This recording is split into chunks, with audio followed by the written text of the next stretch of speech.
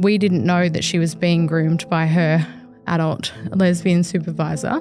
I don't believe Rylee did this to hurt anyone. I believe she did it because she wanted her pain to end. And it wouldn't have brought her back. Wow. And hate, revenge-seeking anger is like drinking the poison and hoping the other one gets sick. Hey guys, welcome back to today's episode of Let's Be Real. I want to give a content warning because this episode we will be discussing teenage suicide. So if this isn't an episode for you, please turn it off. But if you do want to listen in, I am honoured to welcome today's guest, Elsana Lower, a resilience mindset coach, author, speaker, nurse, and mum. She has a perspective on life which comes from a deep lived experience of a tragic loss of her teenage daughter. Through her work and her podcast, Why Mindset Matters, she shares raw, honest conversations about resilience, gratitude, mindset, and healing from within. So thank you so much for coming in today. When I had heard your story online, you just become lost for words, really, having a teenager myself and a bunch of kids. You just really, I don't think there are any words. I think you would kind of be able to relate to this in your own grief. And when people go, I just didn't know what to say, well, that's because sometimes there just are no words. Yeah. And when you said you wanted to come on, and I think it's great because it comes down, for me, one of the things is online bullying and bullying in schools. And people do not take it seriously. Some people just think, oh, it's funny or it's a joke, and it's not. It can lead to things like this, the death of your teenage daughter. Yeah. So for the listeners, can you bring me back to what happened and that day? Yep. Rylee was 15. She was academic excellence, beautiful kid. I would say the kindest kid you've ever met, seemingly future-oriented. And we knew she was going through something at 15. That's not uncommon, but she wasn't your typical 15-year-old by any standard. We just didn't know what. And we had taken her to see a counsellor to try and get her to just talk about what was going on or what she was kind of keeping to herself. And my one rule as a parent of teenage girls was just tell the truth. Whatever it is, just tell me the truth because we can face it together. Yes, there will probably be consequences for whatever it is, but we can face them together. And in that sense, everything's always going to be okay. And I had gone away the week before, was up in Cairns, and I want to give you this backstory because it really plays into the aftermath. And I found myself in a night market. I had one of her sisters with me, and I was in the corner of this night market looking at this blue Ulysses butterfly wing in a glass jar, feeling really like I feel like I kind of must have looked like Gollum from Lord of the Rings, like specials in the corner. And it wasn't cheap, but I felt really drawn to buy it for Rylee. And I didn't. And 3 nights in a row, her sister's walking around the markets, I'm there like Gollum. And eventually on the last night, I just bit the bullet and bought this thing. Okay. And I put it on her bed at her dad's on the Friday night with a love letter that said, this is a good metaphor for your life. The glass jar is like the world and the wing is like you. And when you look at it, because it takes up so much space, it's hard to imagine how the glass jar doesn't put damage or destroy the wing. But instead, if you look at how, no matter which angle you look at it from, it's so beautiful. And there's not many people who take up space in the world so beautifully or intrinsically as the blue Ulysses butterfly wing in a glass jar. Most people pass through the world like grains of sand that wouldn't even scratch the surface of the jar. And when you have greatness in you, the world can feel like a really pressured place to be. And that until you find your purpose, be careful who and where you choose to shine your light. And 6 days later, she was gone. And I had no idea how much she needed to hear that. And from the day after she died, my Apple Watch changed to a blue butterfly. And it stayed that way for a year and a half. Every time I looked at it, a different butterfly but blue. And from then, it would blow your mind, the stories about butterflies and blue butterflies. And I cannot express how powerful this feeling was that I had to buy this thing for Rylee. And so on the Thursday night, the night before, she had lied about where she was, and which was really out of character. And we didn't know that she was being groomed by her adult lesbian supervisor. And she had stayed back at work, just trying to be around. I lost track of time. And so she was in trouble. And I said, darling, you've broken my trust. Like, you need to come over, because her dad was living across the road and she had opted to stay at his place while he went away to Sydney, which he never did. It was his first time down for consultancy work. So she was going to be with the puppy. And I'd said, it's like 11 o'clock at night. I didn't know where you were. Got to come over. And when she came over, because I'd called her dad and said, I don't know what's going on. Like, she lied about where she was. And he agreed she needed to come over. So she kind of expected to be in trouble because she didn't lie. Like, that guilt of when you've done the wrong thing. And that was my one rule. And when she came in, she went into her room, and I had gone in and said to her, darling, I had asked her to come over earlier that evening. She said she'd come the next day, and the girls were going between our places. Yeah. And I said, this is why I wanted to see you. There was matching Christmas pajamas for me and her sisters. There's bra in there because it's not your dad's job to buy it, and some chocolate because you said you had your period. She had not long got her period, and she had it at the time, and it was really messing with her hormonally. She came out just crying, I guess, because she thought she was going to be in trouble, and everything just always came from a place of love. And she said, I'm so sorry, Mum. And I said to her, I know that you'll probably never realise until you hold your own baby how much I love you. And I'm just trying to get you to adulthood okay and safe. And I had this big conversation through tears about how much she meant to me, how much I loved her, and how everything between her dad and I, even if we didn't agree on other things, the one thing we agree on is how much we love her. And she told me how much she loved me and hugged me for the longest time. And then the next day, after work, we saw her and took her frozen drinks, and she introduced me to the groomer. She had been kind of keeping her at bay. Okay. And she had lied about her age to soften the blow, said she was 18 when Rylee was 15, when really she was 21. And she asked if we wanted food after work, and I said, yeah, but don't mess with me, like, come home on time. And she laughed, and she's like, yeah. Anyway, the girls and I are having dinner, and when we were, just after we'd eaten, her younger sister gave me her phone to do something, and I couldn't get into something like her settings. And I said, why won't your settings work? And she goes, oh, that's not my settings. That's a widget. And I just got chills. And I was like, why do you have widgets? Do you think Rylee has widgets? Oh, she said, Rylee told me that I would want it. And I said, do you think Rylee has widgets? Yeah. And she said, yes. And for those who don't know. Yeah, I don't even know what a widget is. It looks like, say, your settings or some little thing on your phone that you wouldn't really, your partner wouldn't think to go into. Somewhere that if somebody looked at your phone, they're like, he doesn't have Tinder because it's hidden behind that widget, right? And so she just her sister had mentioned it, she downloaded it, but she didn't know what it was. So she wasn't using it. And that's why when I was trying to click on her settings, it wasn't going to settings because it was the false settings. Gotcha. And it wasn't linked to anything. And I said, do you think Rylee has it? Because I felt like she was keeping something from me. And they're like, yeah. And I said, oh my God, girls, do you think she has Snapchat? Because they weren't allowed Snapchat. Okay. And they said, yeah. And the girls were getting the bus and the tram from Surface to PBC down the other end of the coast and back to school. So what I think was happening was Rylee was downloading Snapchat on the way to school and deleting it on the way home. Okay. And so I got chills. So she wasn't allowed social media? Oh, She was on Instagram. She was on Instagram. We were learning how to navigate that, and I had said I want full transparency.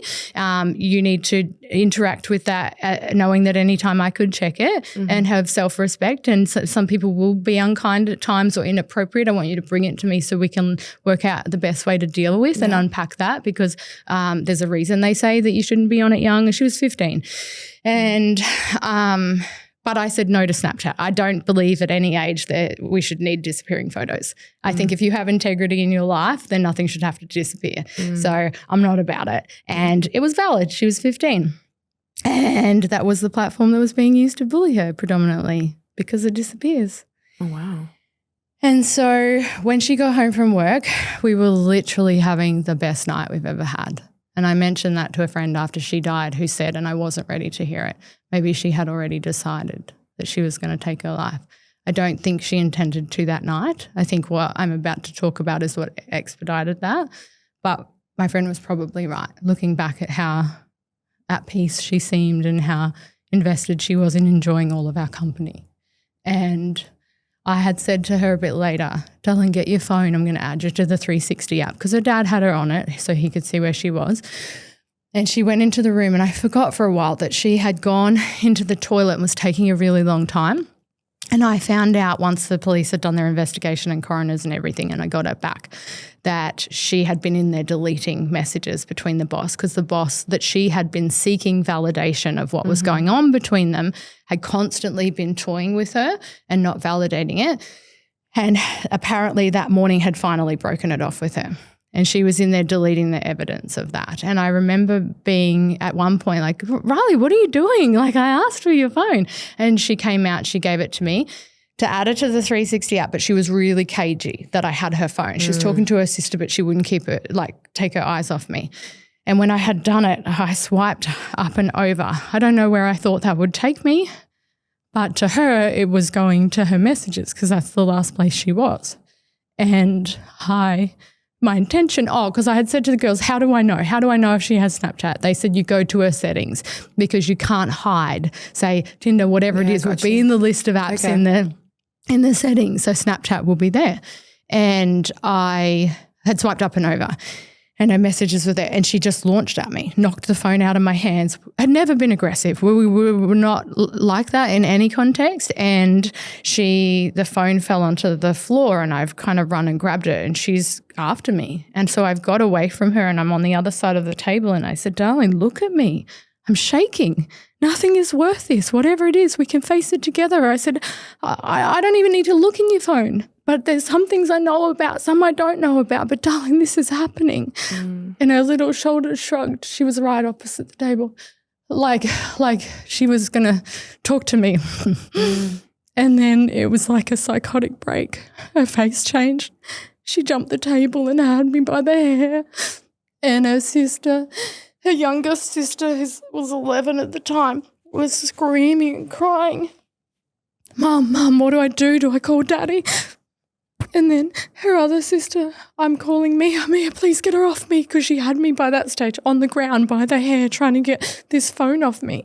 And Mia had pulled her off me and I had run to the bathroom because it was the only door in my unit that would lock. And as I pulled the door shut, her face changed, like she realised that this is the room I can't get into. And she had paced away from me like this. And I couldn't have looked in her phone if I wanted to. I was shaking too much. And I just called her dad and it was late. And he was in Sydney. He was asleep because they were an hour ahead. And I intended to say something's wrong with Rylee. But as he picked up, all he heard was her sister screamed, Mum, she's gone. And me say, what do you mean she's gone? What do you mean she was on the balcony and she's gone? So Kai's yelling at me, you got to go down, don't take the girls as. And as I went out the door, I remember having to just pull them off me. They were 11 and 13 at the time, and say, please just stay here.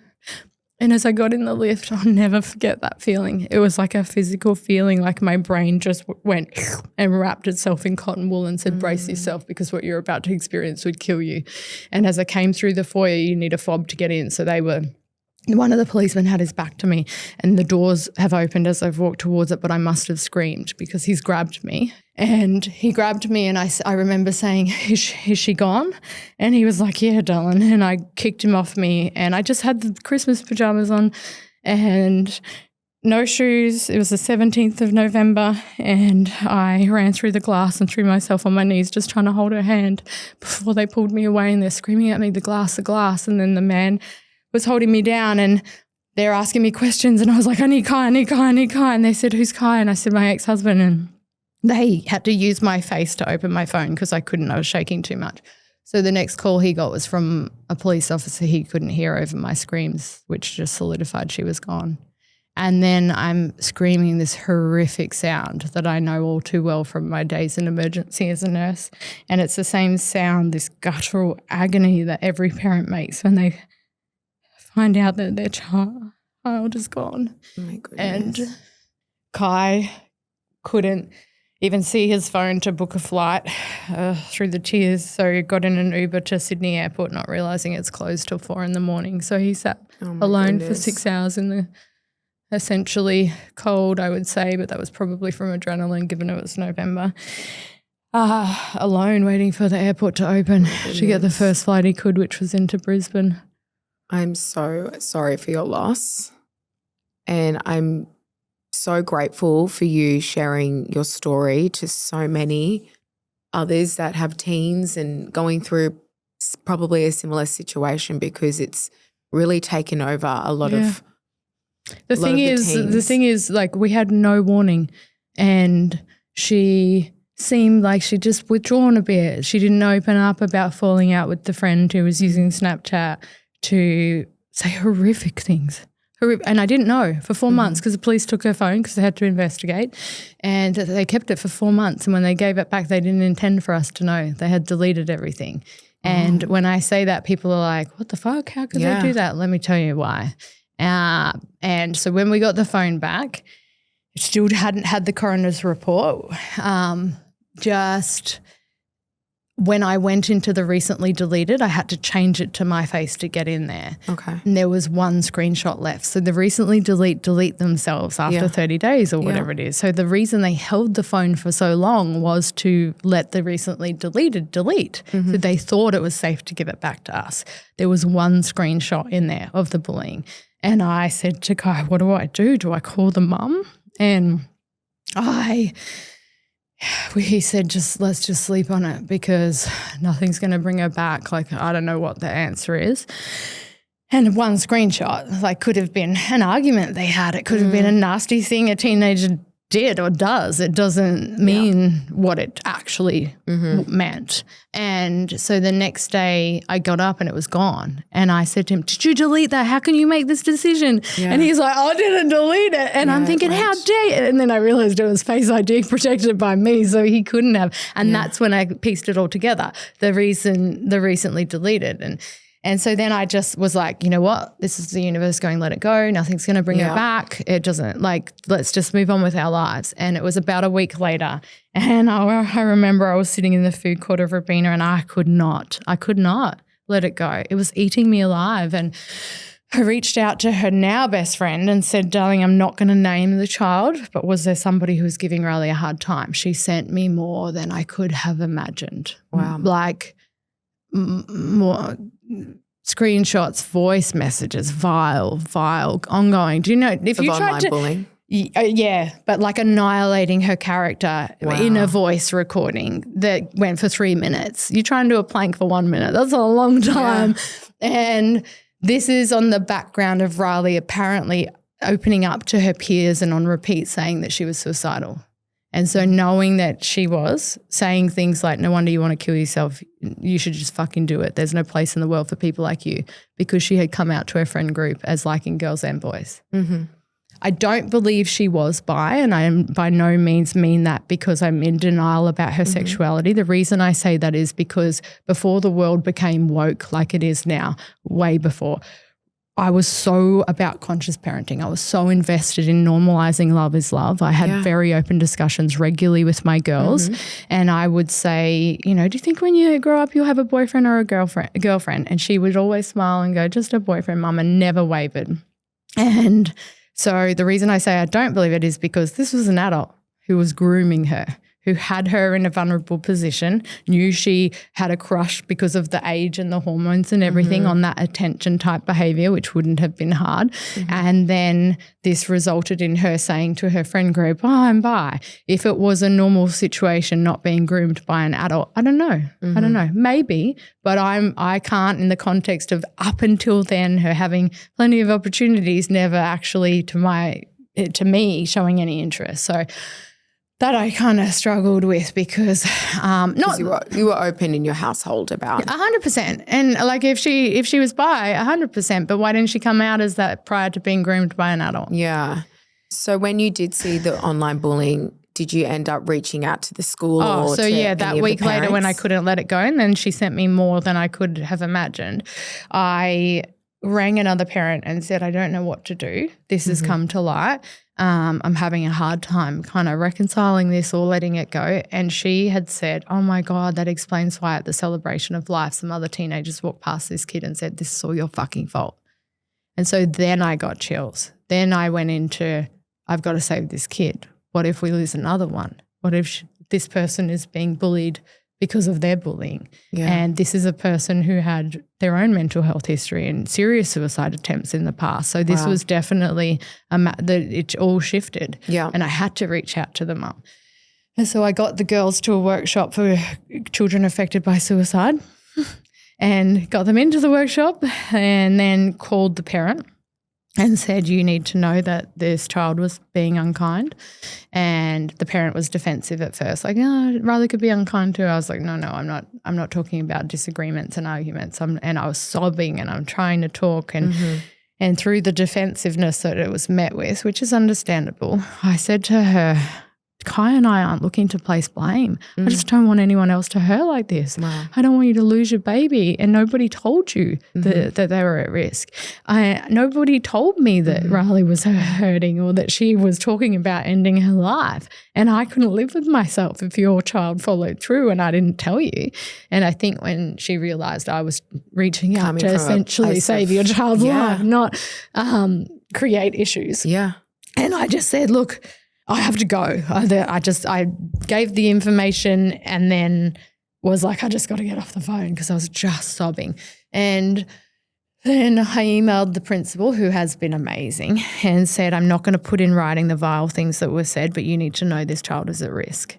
And it was about an hour later, he called me and he said a few things that unfortunately it's not his first rodeo when it comes to losing a student, but that he had never met anyone who handled it with such grace. And well, he actually suggested that I call the child and offer my forgiveness because that's what I was talking about. So it felt very right at the time. But that night we got the girls home and walked to the beach and called, and the child was surrounded by adult supports. And I just said, look, I want you to delete everything negative between you and Rylee. And I don't believe Rylee did this to hurt anyone. I believe she did it because she wanted her pain to end. And that I want you to delete everything negative, and I'm going to send you like essentially a love letter from your last birthday that she had in her phone that I know you've read before, but if you're tempted to think about Rylee, that's how I want her remembered. Wow. And I want you to look around the room at the supports that you have and know that there is never anything in life so bad that it's worth hurting yourself over.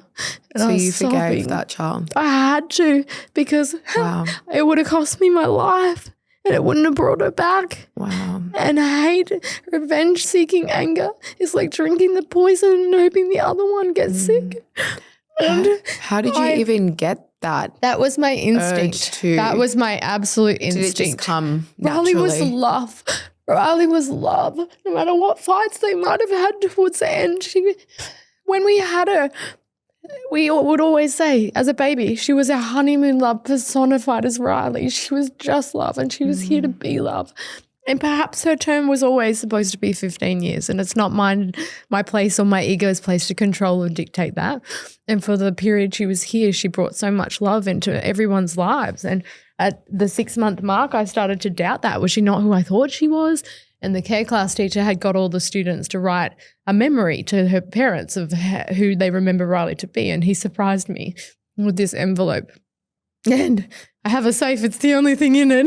If you rob me, you're going to be surprised, with a bag of letters about how beautiful my daughter was, which was just reaffirming that she was exactly who I thought she was. But I think that she came here in large part to heal my inner child and show me how to love myself more and be kinder to myself after such a horrible childhood and a life of trauma that just saw me be so jaded and angry. And so it was in me because she came from me and she was love and I'm love, and I just wanted that to be the end result. And so I called and I did that. But when I got off the phone, I collapsed. It was the hardest thing I've ever done in my life. It was harder than her celebration of life, to reach out and know that you're trying to save the life of somebody who's intentionally harmed your baby. Your own child. And the next day, and this is my point on why they deleted it, the next day I woke up in a rage I didn't know was possible. I wanted to kill the person. I said to Kai, I want to run their head over with my car and I want to make their mum watch. I was consumed by a non-consensual rage that made me feel homicidal. And that's why the police deleted it, because it is not everybody's instinct to choose kindness. And any normal person, I'm not saying I'm not normal, but any normal reaction would have been to kill the family if you listened to or you read the things that were said to a child who said that they were hurting and weren't convinced that they could stay in this life. You would hurt people. And I thought I knew anger. I have been molested and drugged and raped and abused most of my life, and I am so familiar with anger. This is not that. There is a capacity for rage and to be homicidal that sits on the other side of enough trauma, and it's there for all of us, even if we think it's not, because I choose kindness. No matter what happened to me in my life, I have never wanted to hurt another human until that day. And I didn't consent to feeling like that. And it was all-consuming. I couldn't eat. I couldn't sleep. For 3 days I sat in this all-consuming anger. Doesn't do it justice, where I was fantasizing about causing harm to another human. What a horrible reality. So you think that's why they deleted 100%. 100%. And I don't know what the right way to deal with it is, but what I realized was that I was going to die very quickly. I was going to brew a cancer that would have killed me within a month. I was cooking from the inside and I could feel it. And after 3 days of no sleep, sitting in this rage, not able to function, no quality of life in any form, fighting the urge to cause harm, I realized that I had to make a decision, because I had told my girls that, it's really important to acknowledge your emotions, allow them to be, but then it becomes a choice whether or not you stay in that place. And that's the difference between whether you're a victim of your life or not. And so I had to take my own advice, and that is in large part what parenting is, isn't it? Seeing if we're hypocrites. And so I sat with this decision where I chose me, I chose life, and I chose forgiveness and to let it go in the regard of the way I see it.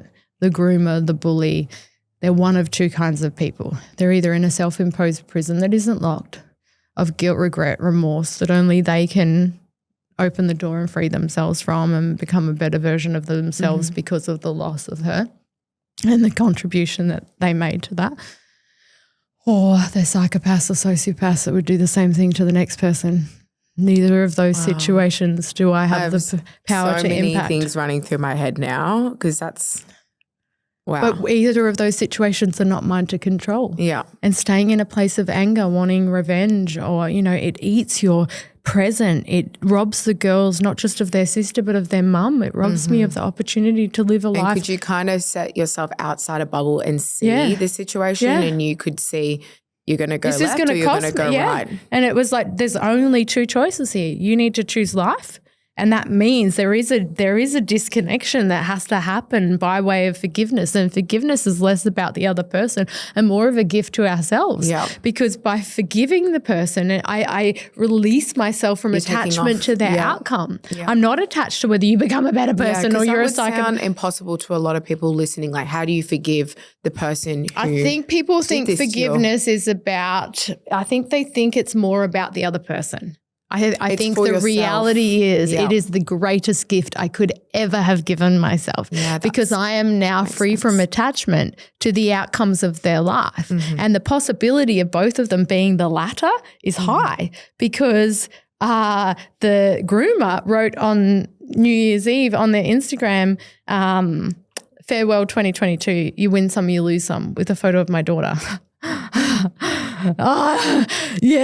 Like I cannot be attached to who you are as a person. I don't want to see anything moving forward. I don't have, and trust me, I've had to bump into the bully since. I don't want to seek out any interactions, and I don't have to, but I don't carry any. That's why I'm very careful not to even identify their gender. I don't want this to be about the person because the person was also a child. Yeah, and you're thinking, wow. And I still have enough love for Rylee to choose love towards that person. Because no, I don't want you in my life, but I don't want anything bad to happen to you. And I stand by what I said on the call. Another life loss. There is never anything so bad that it's worth hurting yourself. But I choose life, and I choose me, and I choose my girls. And that is where resilience after great loss, learning to live and grieve simultaneously came from. Because in the aftermath of losing Rylee, when people would hear me talk about what we've just covered, they would say on repeat, male or female, what the fuck? How are you still standing? I couldn't, I wouldn't.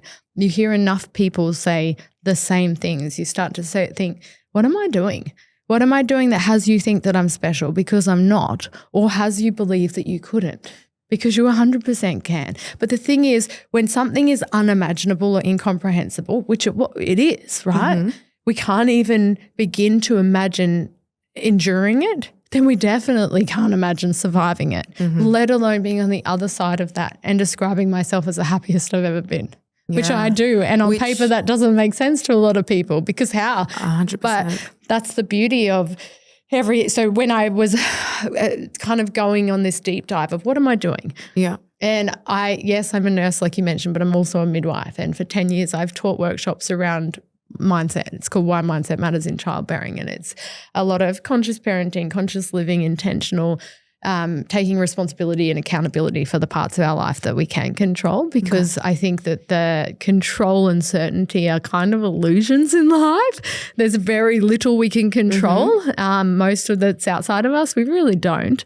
It's our ego that wants us to think that we can. And certainty, like what? And so when we take responsibility for ourselves and live in the way that I've taught, then we can navigate any forks in the road and have an incredibly rewarding experience. And how I would frame that in the workshops around birth preparation is if we're you having your best and most empowering birth free from trauma has less to do with the environmental factors of how birth plays out, more to do with how interactive you are with the journey, that you and your partner are prepared for all possibilities, that you're not giving your power away and not ending up on someone else's agenda, because you can go in wanting a water birth and end in an emergency cesarean if that was your best birth, going, we fucking did it, we had our best birth.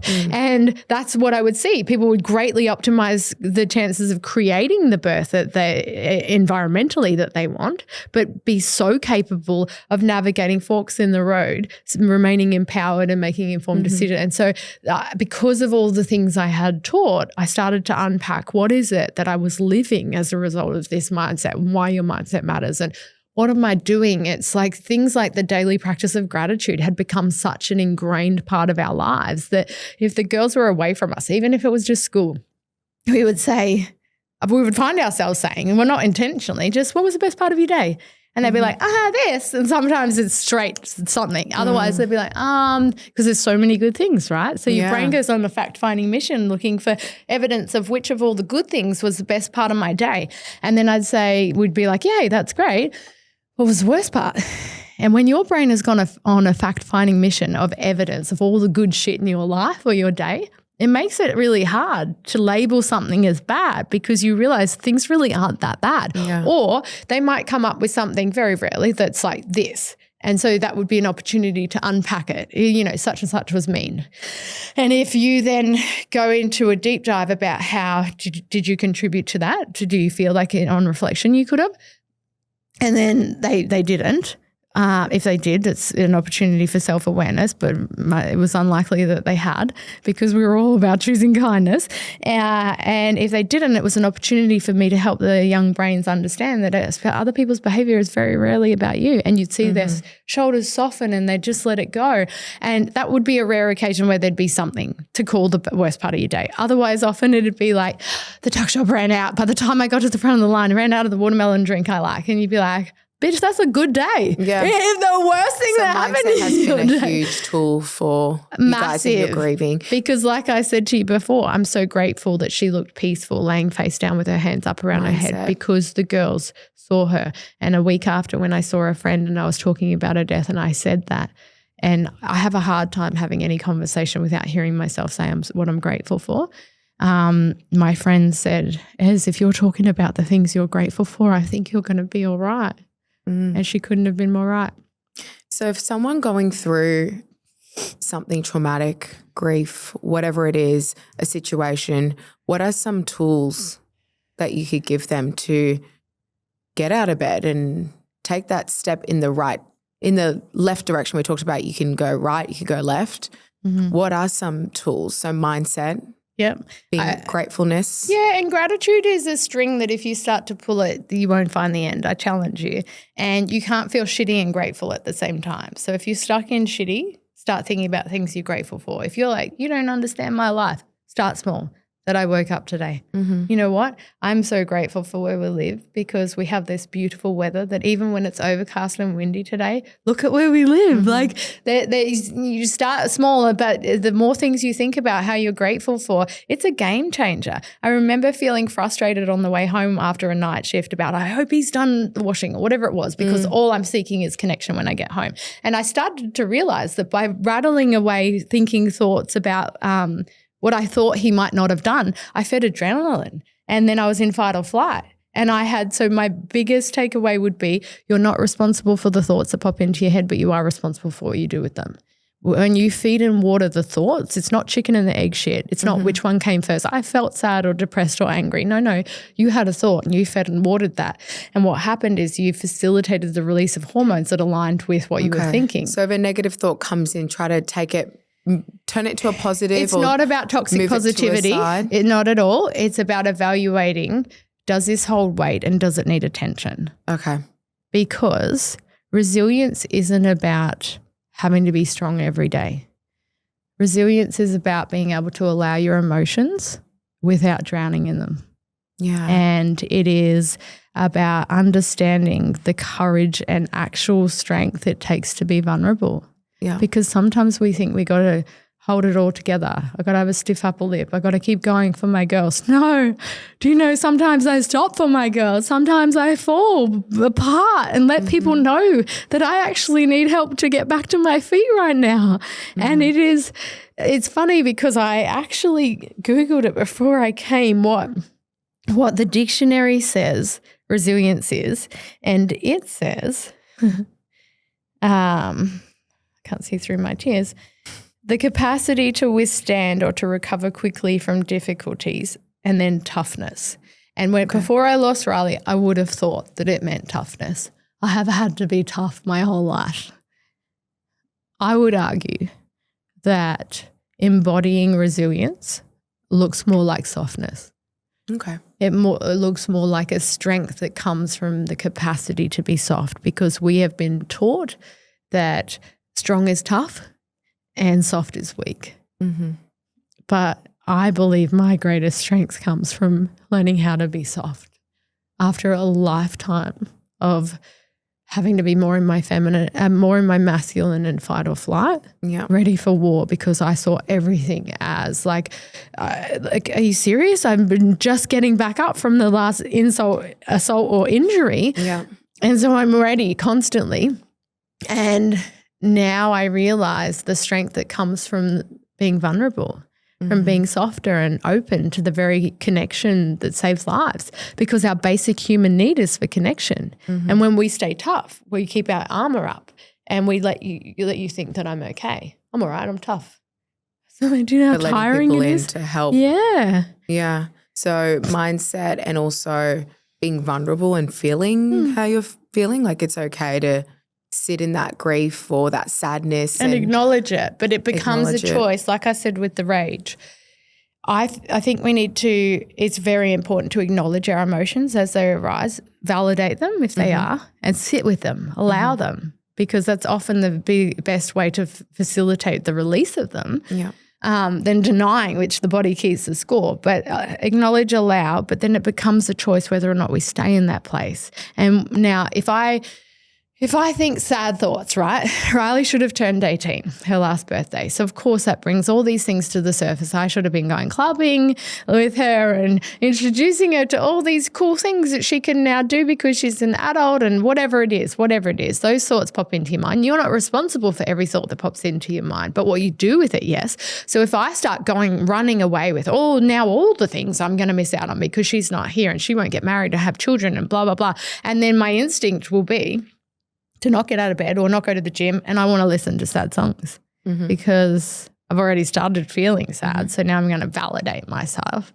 And the reality is it takes a lot of courage sometimes to realize that I'm the enabler of my own suffering if that's the path that I choose. Because I started a playlist for Rylee before she died, and that song, Read All About It, about finding your voice, is so important to me because I heard it and I just went, Rylee needs to hear this. It's about, you keep your voice hidden and the world needs to hear it. Yeah. And it was like the week before and I'd added it to a couple of other songs and we played it at her celebration of life. And it took a lot for me not to listen to that for a good period of time because it was sadness and depression invoking. Okay. And I listen to it when I've got that playlist. I've added to it and Dancing in Heaven is one of the things, and now I'll listen to the songs and I just have so much love and appreciation for the fact that she was mine for 15 years. Wow. Mind is such a huge thing, right? Mm.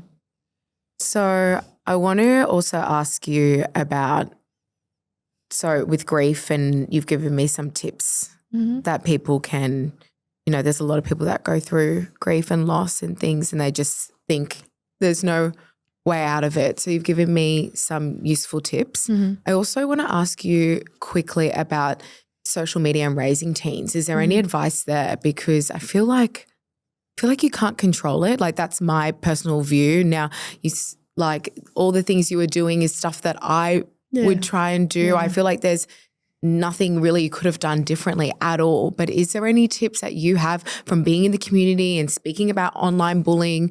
It's funny because after she died, when people would hear me speak, because I'm articulate, they'd go, you should speak in schools about bullying. I think she just fucking died, like back off. It was very quick after. But also that's not my path. It's not my purpose to be anti-bullying. And the reason for that is into my career in the healthcare system, and the healthcare system has a foundation of bullying. So bullying doesn't stop across the lifespan. I think trying to combat or stop bullying is like curing cancer or ending wars. I don't think it's going to happen. I think the energy, I'm all for the anti-bullying campaigns and everyone going into schools. It's just not me. It's not what my voice is for.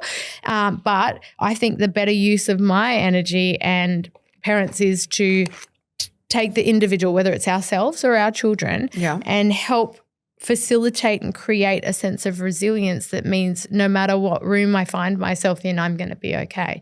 Because I said to the girls, one of the greatest gifts that you can give yourself is work out who you are and then be that person in every room you walk into. And they're like, what do you mean? Because they were quite a bit younger. And I'm like, you know how I'm a lot? And they're like, yeah. I said, well, I'm a lot in every room I walk into. And they kind of tilted their heads and they're like, yeah, you are. I said, I don't change for the room. I find rooms that maybe don't honor or deserve me or it's not a good fit, and I leave them is what I'm trying to example. I understand what you're saying, and I think that's really important, because whether it's bullying online, whether it's bullying in a workplace, whether it's in your classroom, whether it's from your brother or sister even just having a go, there will always be situations like that, as much as we – and they continue just because people's bodies get bigger. And I've said that to the girls, just because people's bodies get bigger doesn't mean the bullying ends. And usually bullying is a learned behaviour. So that's potentially coming from giving them tools to be able to work out, how do I carry myself with not an armour that keeps people away, but that just kind of protects me, that the bullying bounces off. And do you think that comes down to self-confidence? Yeah, in 100%, your kids? 100%. How do you build self-confidence in children? I think be a good example of it. And I think that when I make it age appropriate, like that conversation that says, watch me, but then I have to be that. And I do it effortlessly. I am me, but I've spent most of my life apologizing. I know I'm a lot. I'm feeling like a square peg in a round hole. I'm so glad that the world in 2025 has caught up and my neck tattoo is the least of their worries. Now I'm just me and nobody's really batting too much of an eyelid about it, because the reality is, if you've got a big heart, no malicious intent, and in my part a powerful message, then fuck the noise and the haters. And that is how I'll talk to the girls. Because because now what's happening, and it's a lot for me, is I'm seeing my confidence and integrity mirrored back to me in their behaviors minus the childhood trauma. It is powerful when you create a safe enough environment for children to explore who they are, but with the, safety of boundaries that protect that exploration, which was always my endeavor. And this is why I say, yes, I was all about conscious parenting and I did all the right things by the standard of what we would think we should do, and I lost her anyway. So that kind of shook me. But I think that if it's our ego that wants to think, if we just knew, she'd still be here. Well, what if this was the beginning of what would be severe mental health issues for her that led to her having a family but battling drugs or alcohol and then taking her life in her 40s anyway? Our ego, and I think the thing that has helped me is by taking the ego out of it, because our ego wants to white knuckle the fuck out of the wheel of life, thinking that we need to know how we're going to get from A to B or how it should look or feel or whatever. And it doesn't make for a nice ride. That is the roller coaster we're all used to being on.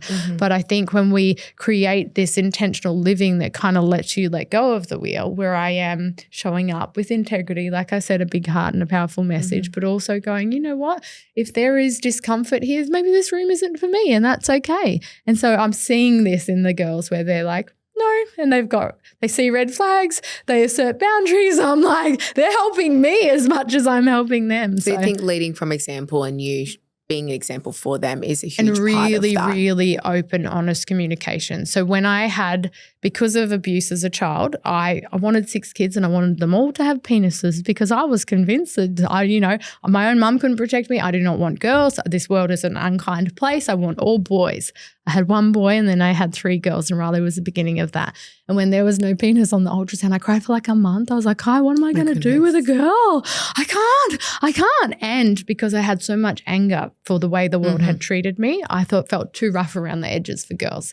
And I very quickly, having had 3 girls, would say to people, if you got everything you thought you wanted in life, you'd miss out on so much. Each one of them softened me more and more and showed me a love I never would have known if it wasn't for the opportunity to be their mum.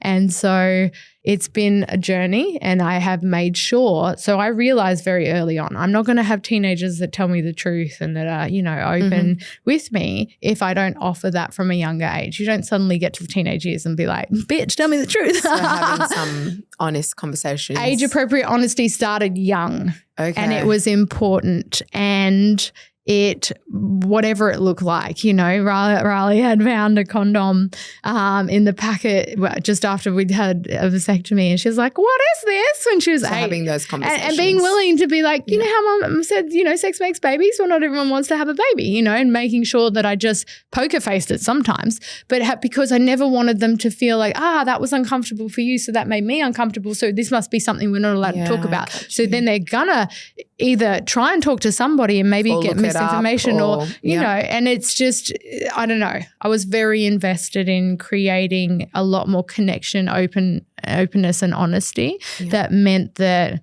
and it's funny because now the older one who's on Instagram sent me a reel last night that said, she sends me stuff about appreciating your mum.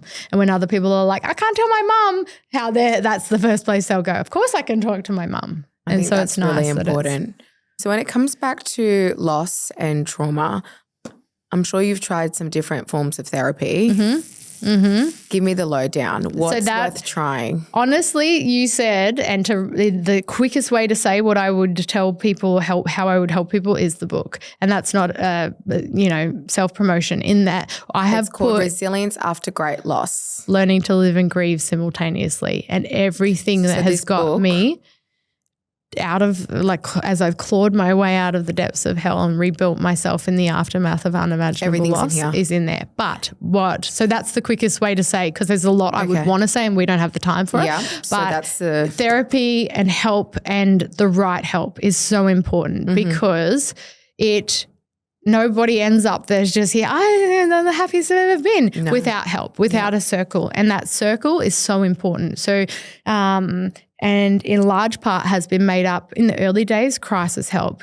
Standby came out within 24 hours. There was a lot of things we didn't even know we needed. And just saying yes. And the first podcast episode I did was I said yes to grief. I didn't know I was doing that, but the little ways early on when I was like, I can't call the cremation service. And then within 24 hours, I was like, it has to be me to call.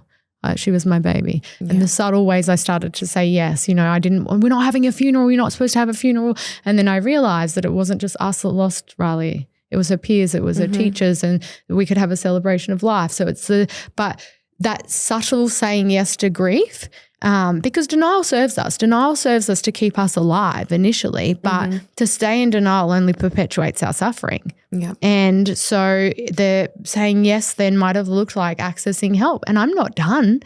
Man, I'm not done. I'm not done until I'm done here. You know, life is a journey of self-discovery and growth, and I'm not the best version that is yet to come, you know, and I'm enjoying being on this journey of self-discovery. And grief is a bitch. Sometimes it'll bring you to your knees when you least expect it. And then I'm like, okay, turns out I need some help again, you know. I think it's important for people to know that grief and gratitude or grief and happiness can coexist. 100%. So and that's the whole. That confuses people sometimes. I think because, like I said, people can't imagine it. They definitely can't imagine describing themselves and as the happiest that you've ever been. But I kind of think that we've had the ingrained in us that if you go through horrific trauma, then you must be destroyed by it because we can't comprehend anything but that. Yeah, you know, I always got that said to me too when I went through my stillbirth. People were like, you're the strongest person. I don't know how you did it. I'm like, well, what else was I going to do? Yeah. And this is the thing. This is the point that I'm trying to make is that there is this untapped and uncapped capacity for resilience that unfortunately we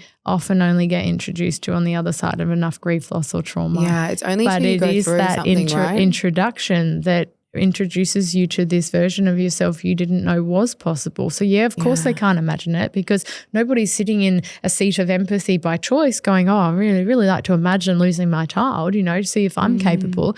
No, it's not like that. And like you said, what other choice did I have? Well, we had choices. We just made the right ones because I sat in the depths of hell going, I 100% get why people take their life, why they choose drugs or alcohol. And what I mean is I sat with compassion and empathy and I saw suicide as not selfish. I saw it as the only way out broken people feel is out of their pain.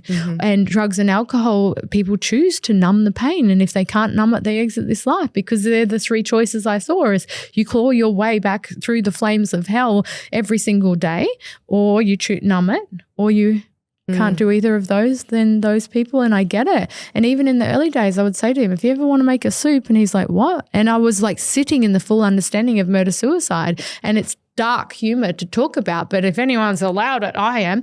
But he's like, what are you talking about? I was like, I could not comprehend taking my life and doing that to my children and causing them more pain, but I was not convinced I could stay in this life. And I would wake up every day going, I'm still not convinced that I'm going to survive this. I will never hurt myself, but I'm dying a slow death of a broken heart. And I have to wake up every fucking day and do it again. So yes, therapy made up a big part of the support network that lifted my head above water when I was convinced that I was going to drown. But saying yes to life is one of the most powerful things that you can do. Keep putting yourself in rooms around people who want to lift you by default. Put yourself around human connection. Get help and counselling as and when you need to because grief continues to unfold and knock you about like waves in the ocean and sometimes it's flat and you get a false sense of reassurance of like, look at me, I'm killing it. And then a storm will settle in and you're like, oh, I'm not killing it, you know. And so I think that understanding that it is a lot like the ocean. So do you feel like this pain has brought you to your purpose? Yeah, 100%. And somebody sent me a post today on Instagram that said that our souls choose our pain and that this man had a death experience but came back and he said he saw all the souls in line to choose the pain that they would have in this life. And some people who've had too much pain choose a loving family who are going to nurture them because their soul needs rest. But otherwise, the bravest souls choose pain because it's not about suffering. It's about waking yourself, bringing you home to yourself. Wow. What a beautiful story that you've gone to help so many others with your pain. I think that's so inspiring. I think that's incredible. And I honestly feel like your story is going to help so many others that are going through a hard time and maybe not seeing the light at the end of the tunnel, focusing on which direction you go from there. Because everything is a choice. We just make so many of our choices on autopilot or from the subconscious with little to no accountability for the fact that we create or contribute to every part of our life. For listeners, if there was one key takeaway that you want them to take from your story, what would it be? You've got this. Just put yourself around the right people. Human connection is our basic, connection is our basic human need. So I think the most common thing people do when they're suffering is they suffer in silence and they self-isolate, and that's enough to unravel anyone. And when you find yourself in the darkness and you're so convinced that you got your hand on the doorknob of life ready to exit this life, if we just called out and said, if anyone else is here, can you just turn the light on? Somebody would flick the light on and we'd see this room is packed and that we're not alone in our suffering. And there goes the narrative that's enabling this thought of exiting this life, because if I'm not alone in my suffering and I actually look around and see we're actually all having this shared experience. I had an event recently, a celebration of life not necessitated by death. And when I was planning it, I would talk to anybody. And so I talked to so many people and a lot of men because it was a Movember fundraiser, but there wasn't anybody that I spoke to who hadn't been in the darkness, was maybe in the darkness at the time, or had lost someone to the darkness. And so that right there goes to show that we're having such a more shared experience of this life than we give weight to. And we are never actually alone. It's that when we self-isolate that we exacerbate our suffering. And also reaching out to friends and family. Yep. I think that text or that call, I love Are You Okay Day. Like just asking and reaching out. But I think too, human connection. I think there would be some people listening who would go, but you don't understand. My family are a bunch of assholes. I don't have any friends. So where don't have a circle.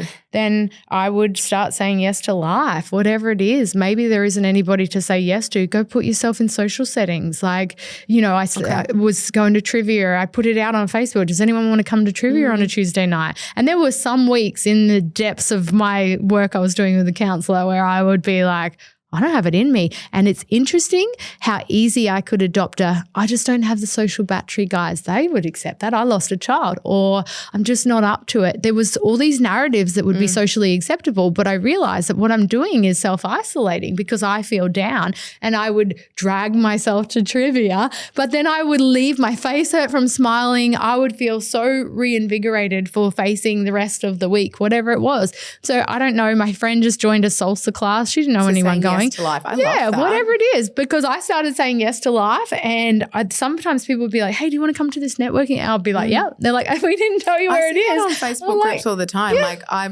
I don't know anyone. Yes, that's what I love. I want to go for a walk. That's what I love is that people are actually hundreds of comments underneath. Yeah. I'm like even want to join this coffee walk with these strangers. I know.